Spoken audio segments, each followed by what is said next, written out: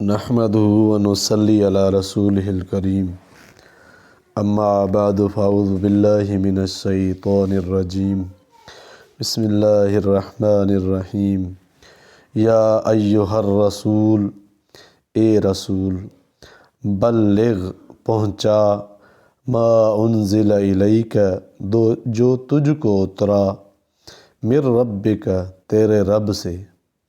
وَإِن لَّمْ تَفْعَلْ اور اگر یہ نہ کیا تو نے،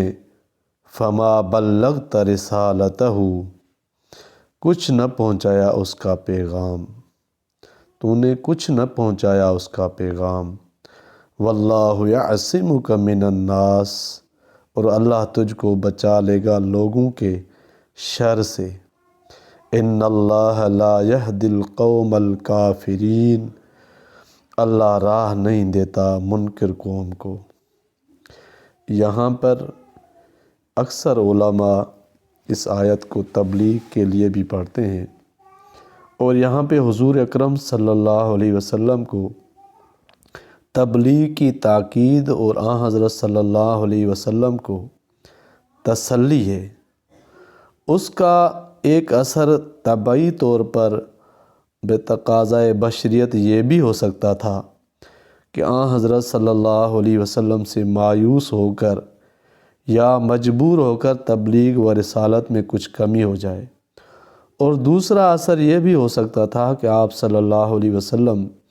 مخالفت اور دشمنی اور ایذا رسانی کی پرواہ کیے بغیر تبلیغ رسالت میں لگے رہیں، اور اس کے نتیجے میں آپ صلی اللہ علیہ وآلہ وسلم کو دشمنوں کے ہاتھ سے تکالیف و مصائب کا سامنا ہو۔ اس لیے تیسری آیت میں ایک طرف تو رسول اللہ صلی اللہ علیہ وآلہ وسلم کو یہ تاکیدی حکم دے دیا گیا کہ جو کچھ آپ پر اللہ تعالیٰ کی طرف سے نازل کیا جائے وہ سب کا سب بغیر کسی جھجک کے آپ لوگوں کو پہنچا دیں، کوئی برا مانے یا بھلا، اور مخالفت کرے یا قبول کرے۔ اور دوسری طرف رسول اللہ صلی اللہ علیہ وآلہ وسلم کو یہ خوشخبری دے کر مطمئن بھی کر دیا کہ تبلیغ رسالت کے سلسلے میں یہ کفار آپ کا کچھ نہ بگاڑ سکیں گے، اللہ تعالیٰ خود آپ صلی اللہ علیہ وسلم کی حفاظت فرمائیں گے۔ اس آیت میں ایک جملہ تو یہ قابل غور ہے کہ وَإِن لَّمْ تَفْعَلْ فَمَا بَلَّغْتَ رِسَالَتَهُ مراد اس کی یہ ہے کہ اگر کوئی ایک حکم خداوندی بھی آپ نے امت کو نہ پہنچایا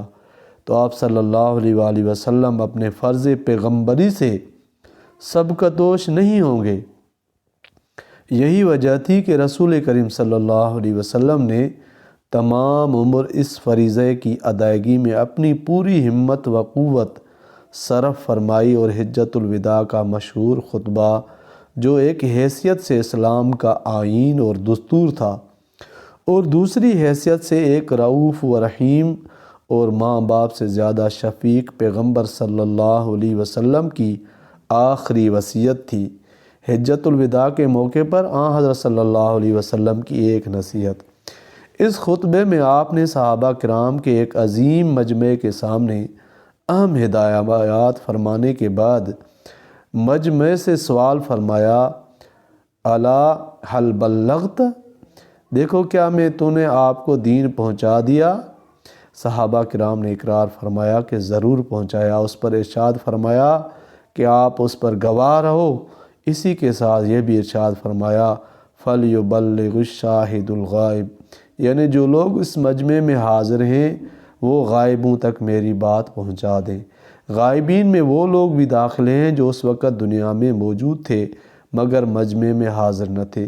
اور وہ لوگ بھی داخل ہیں جو ابھی پیدا نہیں ہوئے۔ ان کو پیغام پہنچانے کا طریقہ علم دین کی نشر و اشاعت تھی، جس کو حضرات صحابہ و تابعین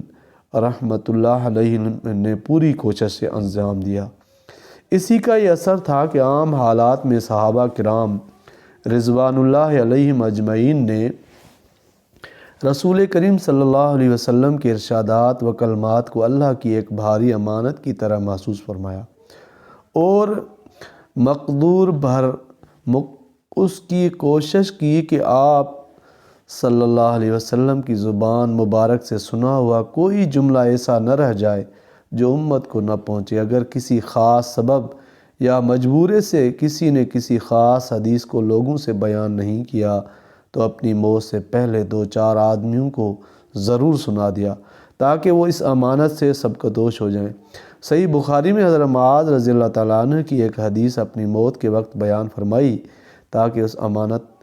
کے نہ پہنچانے کی وجہ سے گناہ گار نہ ہو جائے۔ آیت کے دوسرے جملے واللہ یعصمک من الناس میں بشارت دی گئی ہے کہ ہزاروں مخالفتوں کے باوجود دشمن آپ صلی اللہ علیہ وسلم کا کچھ نہ بگاڑ سکیں گے۔ حدیث میں ہے کہ اس آیت کے نازل ہونے سے پہلے چند صحابہ کرام حضرت صلی اللہ علیہ وآلہ وسلم کی حفاظت کے لیے عام طور پر ساتھ لگے رہتے تھے اور سفر و حضر میں آپ کی حفاظت کرتے تھے۔ اس آیت کے نزول کے بعد آپ صلی اللہ علیہ وآلہ وسلم نے ان سب کو رخصت کر دیا کہ اب کسی پہرے اور حفاظت کی ضرورت نہیں رہی۔ اللہ تعالیٰ نے یہ کام خود اپنے ذمے لے لیا ہے۔ ایک حدیث میں حضرت حسن رضی اللہ تعالیٰ عنہ سے روایت ہے کہ رسول کریم صلی اللہ علیہ وسلم نے فرمایا کہ جب مجھے تبلیغ و رسالت کے احکام ملے تو میرے دل میں اس کی بڑی ہیبت تھی کہ ہر طرف سے لوگ میری تکذیب اور مخالفت کریں گے۔ پھر جب یہ آیت نازل ہوئی تو اس سکون و اطمینان حاصل ہو گیا۔ تفسیر کبیر۔ چنانچہ اس آیت کے نزول کے بعد کسی کی مجال نہیں ہوئی کہ تبلیغ و رسالت کے مقابلے میں حضرت صلی اللہ علیہ وسلم کو کوئی